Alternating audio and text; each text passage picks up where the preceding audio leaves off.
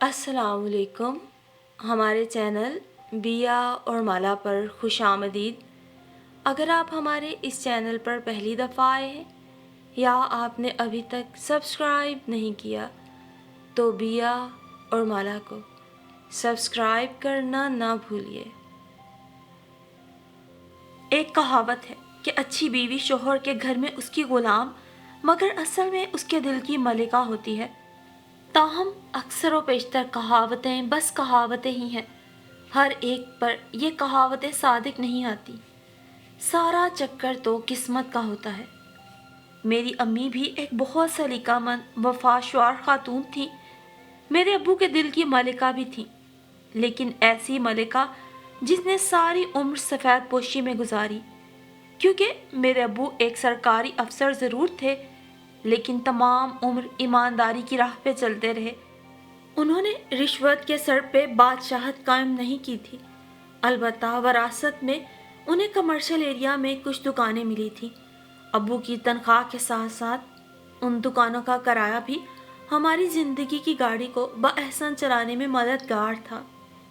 बेशक हमारे घर में दौलत के ढेर नहीं थे, मगर उन्होंने हमको इल्म की दौलत से माला माल किया था और मेरी अम्मी ने भी सफ़ेद पोशी के बावजूद बहुत मुतमईन सब्र शुक्र वाली ज़िंदगी गुजारी थी। हमारी शराफत और अच्छी आदत की गवाही सारा मोहल्ला देता था। मेरे वालिदैन को अल्लाह ने 3 बेटियों से नवाजा, ताहम औलादे नरीना इनकी किस्मत में ना थी।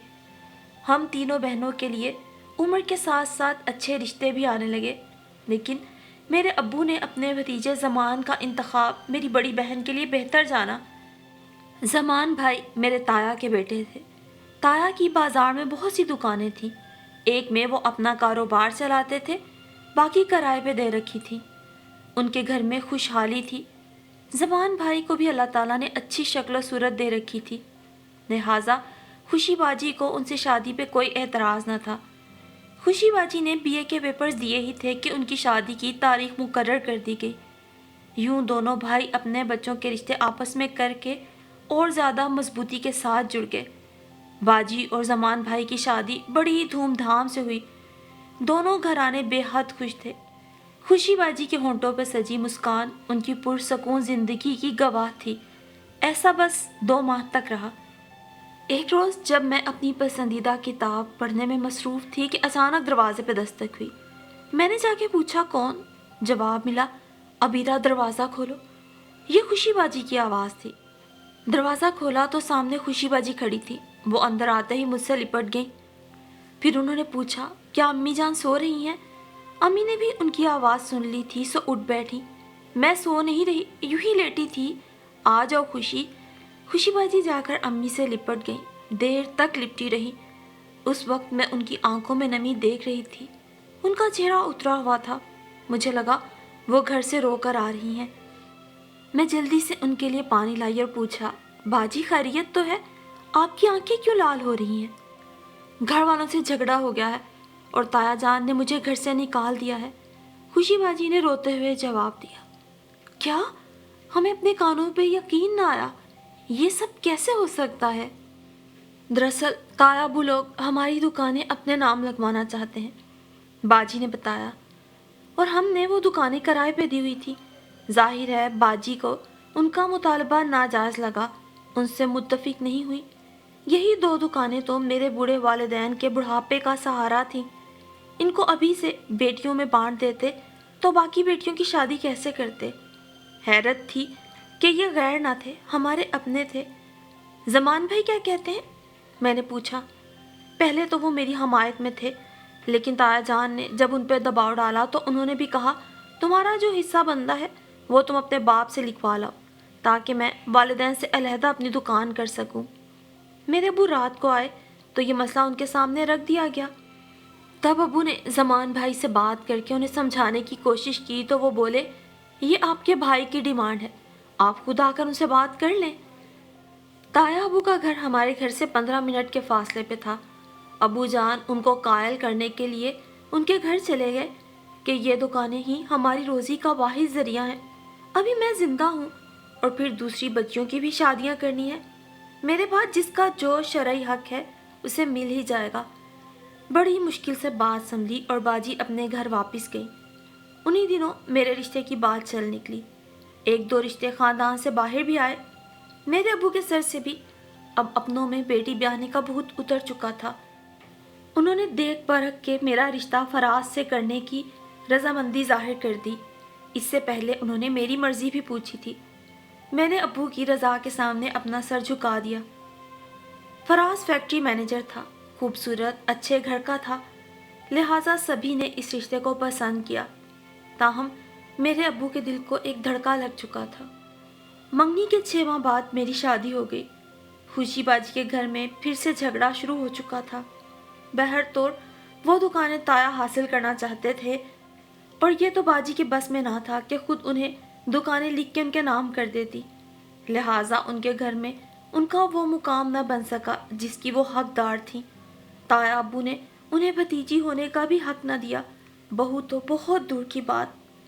मेरे ससुराल वाले बज़ाहिर बहुत अच्छे और मुहज़्ज़ब लोग दिखाई देते थे। मेरे शौहर फराज बहुत पढ़े लिखे, मुहज़्ज़ब, मोहब्बत करने वाले शौहर साबित हुए थे। हमारी शादी के शुरू के दिन थे। मैं तो मानो ख्वाबों के हंडोले में झूल रही थी जब एक रोज़ शादी के 10 दिन बाद की बात है कि फराज मुझे खाना खिलाने बाहर ले गए। होटल से खाना खा के हम लौटे तो मानो जिंदगी का निज़ाम दरहम बरहम होके रह गया। मेरी सास गुस्से से आग बगोला हो रही थी। उन्हें हमारा यूं मुंह उठा के होटलिंग करने जाना बिल्कुल पसंद न आया। उन्होंने घर में वो हंगामा खड़ा किया कि अल अमान। ताहम मैं सोच भी नहीं सकती थी कि हमारी इतनी सी खुशी से उनको इतना गहरा सदमा पहुंचेगा। गुस्से में उनकी हालत देखकर मुझे तो यकीन ही नहीं आ रहा था ये वही मुहज़्ज़ब औरत है। वो हाथ नचा नचा के फराज से एक ही बात करे जा रही थी। फराज, हाय, मैं क्या जानती थी कि तू इतनी जल्दी बदल जाएगा। हाय, तुमने कैसे तोते की तरह हमसे आंखें फेर ली। इतने जन मुरीद हो गए कि मुझसे पूछा तक नहीं। जन्म देने वाली माँ से इजाज़त लेने का तूने सोचा भी नहीं। ये छटांग भर लड़की जुमा जुमा 8 दिन हुए नहीं इस घर में आए, ऐसे तो इसके इशारों पे नाचने लगा। माँ बहन भाइयों को साथ ले जाने का तो दूर तक तूने ना सोचा। चल कम से कम मुझसे पूछ ही लेता, मेरी कोई इज्जत है कि नहीं।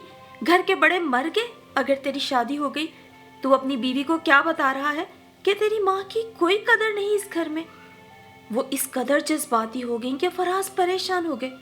यूँ लग रहा था हमने कोई बहुत बड़ा गुनाह कर दिया हो। मेरी तीनों नंदे और मेरा छोटा देवर भी मेरी सास की तरफदारी में बोलने लगे। बस ये मेरा इस घर में मानो सुकून का आखिरी लम्हा था। इसके बाद सारे घर वाले मुझे टेढ़ी टेढ़ी नज़रों से देखते, मुझे जादूगरनी और खामंद को हाथों पे नचाने वाली और जाने क्या क्या नाम देकर बुलाते। फराज भी अपने घर वालों के रवैये के बाद कुछ सहम गए थे। वो घर वालों के सामने मुझसे हंस के बात तक न करते, बेवजह मुझसे नाराज फिरते। मुझे हर वक्त उन्हें वजाहतें देनी पड़ती। तंग आकर मैंने भी उनसे बातचीत करनी ही छोड़ दी। वो जो शादी के शुरू के दिनों के चाव थे कि तैयार होकर बनाओ सिंगार करके शोहर का इंतज़ार करूँगी, जैसे मट्टी में मिल गए। मैंने अपने आप को वैसे ही हुलिये में रखना शुरू कर दिया जिससे मेरी सास चिढ़ती न थी। कभी जो गलती से मैं कोई अच्छा जोड़ा पहन लेती या हल्की सी लिपस्टिक ही लगा लेती तो वो मुझे कहर आलूद नज़रों से देखती और बुड़बुड़ाना शुरू कर देती कि हाँ हाँ, तेरी माँ ने बड़े लक्षण सिखाए हैं शोहर को काबू करने के, पर मेरा बेटा ऐसा गया गुजरा नहीं जो तेरी चिटी चमड़ी पे मर जाएगा। उनकी ऐसी बातें मुझे खून के आंसू रुलाती थी। कभी कभार दिल चाहता पलट के ऐसा जवाब दूं कि उन्हें भी तकलीफ पहुंचे, फिर कुछ बड़ा मान के खामोश हो जाती। कुछ इस घर में अपनी हैसियत का मुझे बहुत अच्छी तरह अंदाज़ा हो चुका था। एक रोज़ जब सब्र की इंतहा ख़त्म हो गई तो मैंने अपने शौहर से बस इतना ही कहा, फराज, आपने शादी क्यों की थी? आपके पास तो मेरे साथ बैठ के बात करने का भी वक्त नहीं। मैं बीवी हूँ आपकी, मुझसे भी बातें किया करे, मेरे भी कुछ मसाइल हैं। बस इतना कहने की देर थी, उन्होंने मेरे मुंह पे तमाचा जड़ दिया। तुम मुझे मेरी माँ से जुदा करना चाहती हो? یہی دکھ ہے نا تمہارے، یہی سبق تمہاری ماں نے پڑھا کے یہاں بھیجا ہے۔ یہ کہہ کر کمرے سے باہر چلے گئے۔ میں اپنی توہین کیسے برداشت کرتی، سو ناراض ہو کے میکے آ گئی۔ لیکن یہاں سب پہلے سے ہی خوشی باجی کی وجہ سے پریشان تھے۔ مجھ سے سب نے پوچھا کہ فراز کیسے ہیں اور ان کے گھر والے کیا تمہارا خیال رکھتے ہیں۔ میں بس یہی کہتی رہی کہ وہ سب بہت اچھے ہیں، میرا بہت خیال رکھتے ہیں۔ میں اپنے امی ابو کو مزید پریشان نہیں کرنا چاہتی تھی، لہٰذا اپنے معاملات بس اپنے تک ہی رکھے۔ سو میں نے اپنے سسرال کی بدسلوکی اپنے والدین سے چھپائی۔ وہ یہ سوچ کے ہی خوش تھے کہ چلو اپنوں نے اگر بڑی بیٹی کی قدر نہ کی، پرایوں نے تو دوسری بیٹی کو سکھ دیا۔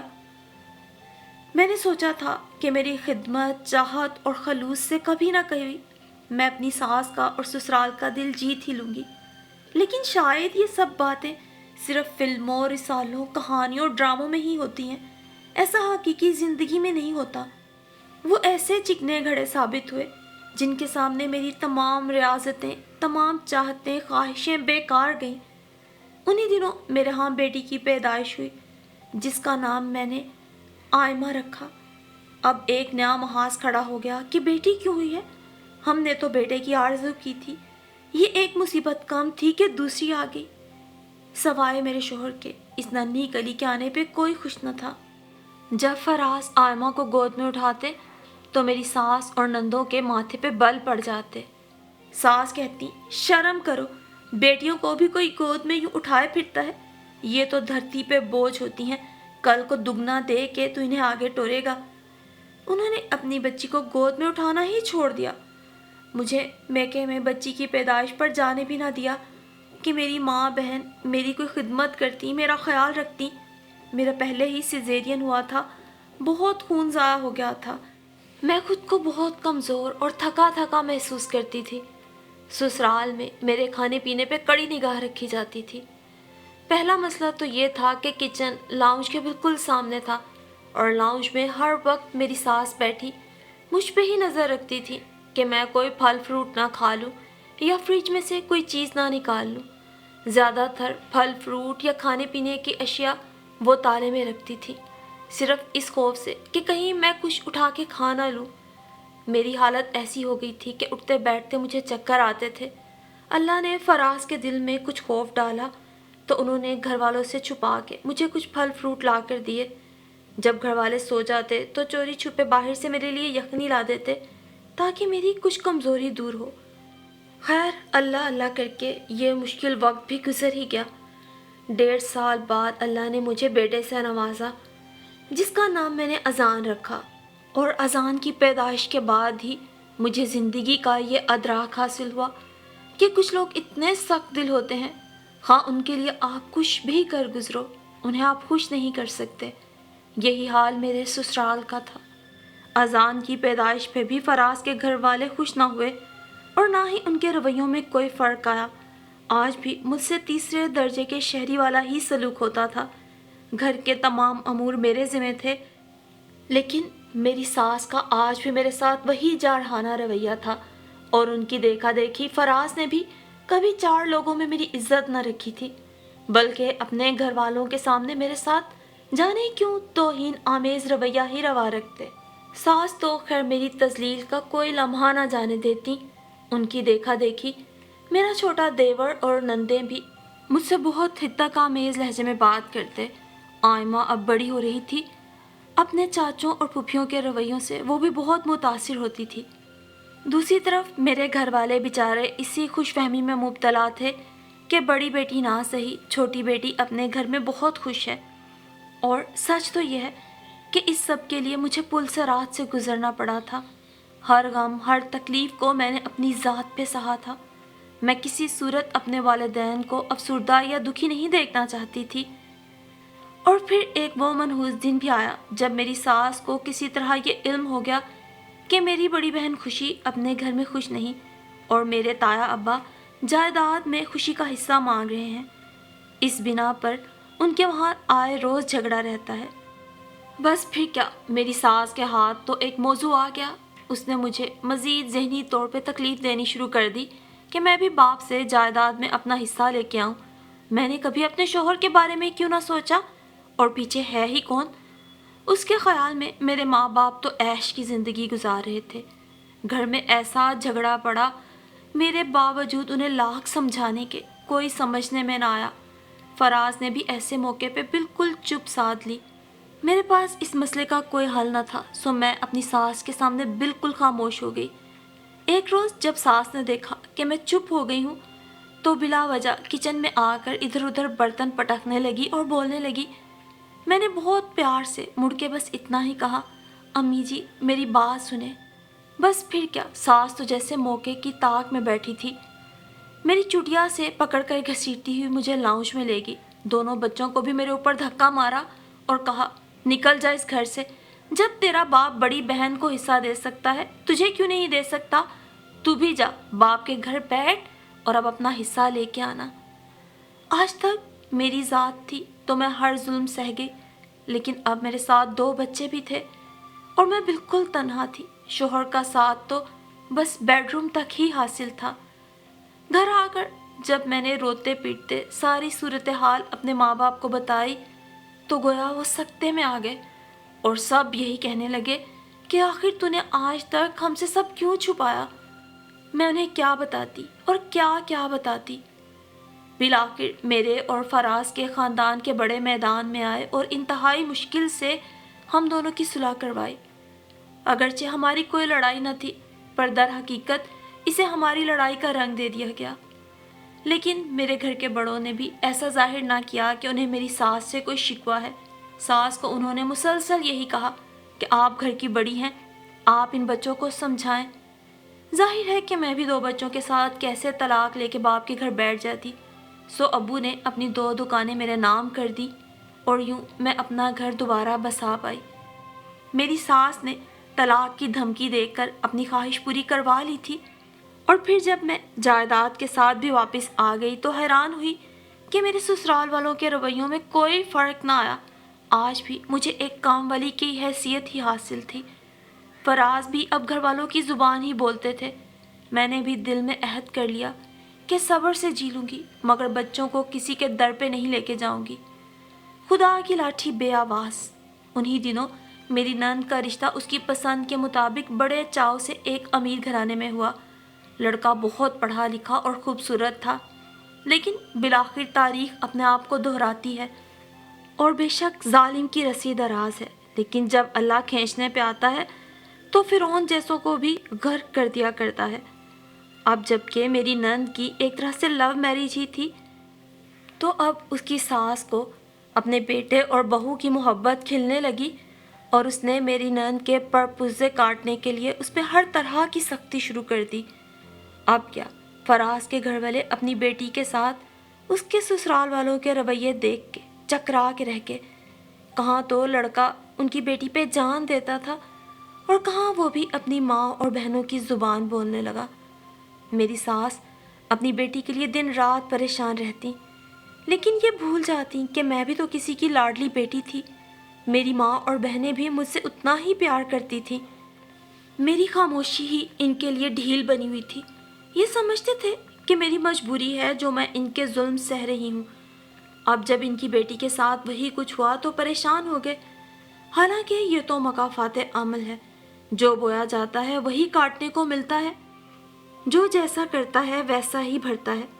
مجھے امید ہے کہ ایک دن میرے حالات ضرور بدلیں گے، کیونکہ میں نے اللہ پہ بھروسہ کیا ہے۔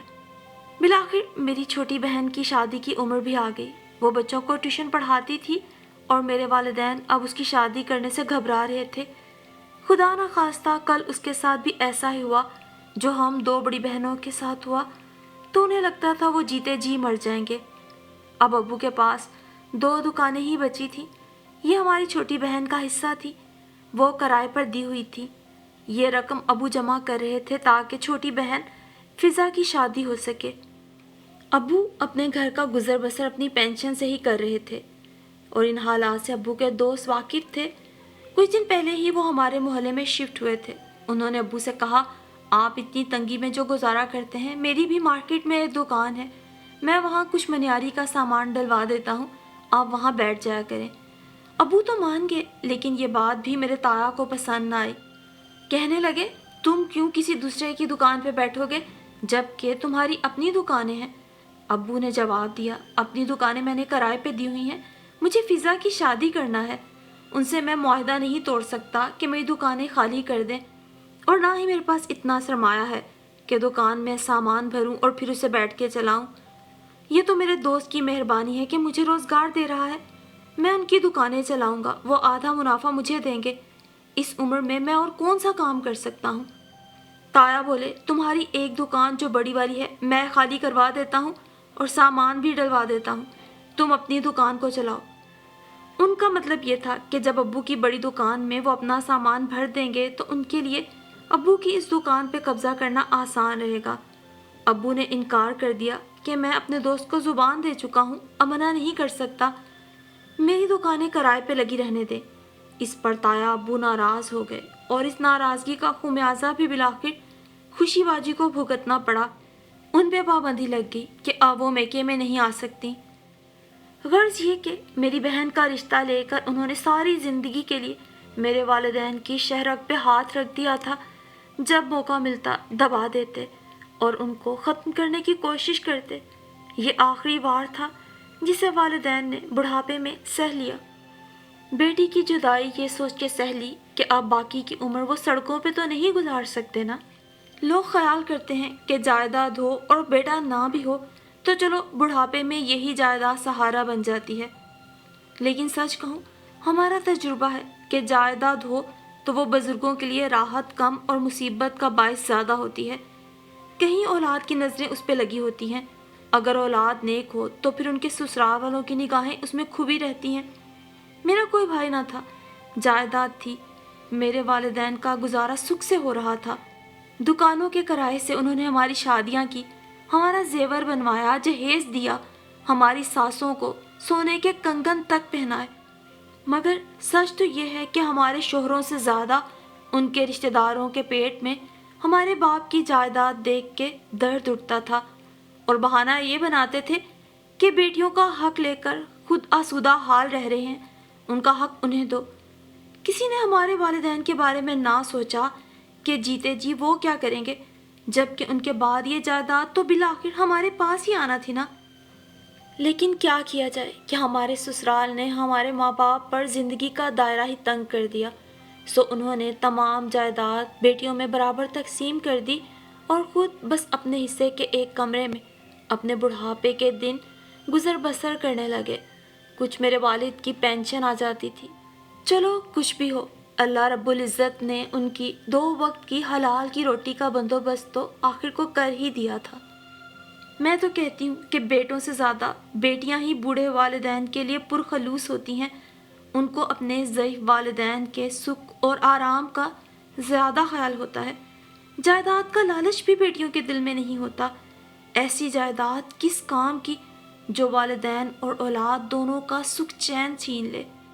اور ہم سب گھر والوں کی زندگی کا ایک بہت بڑا اور تکلیف دہ سبق تو یہ بھی ہے کہ چلو ہماری شادیوں کے بعد ہمیں تو سسرال ملے، سسرال تو سسرال ہوتا ہے، لیکن جو روپ میرے تایا نے میری بہن کا رشتہ لینے کے بعد دکھایا، ہم تو یہ سوچنے پہ مجبور ہو گئے کہ کیا اپنے بھی شریکے ہوتے ہیں، کیا بہن بھائی بھی رشتہ داریاں جڑ جانے کے بعد سسرال بن جاتے ہیں، ظالم سسرال۔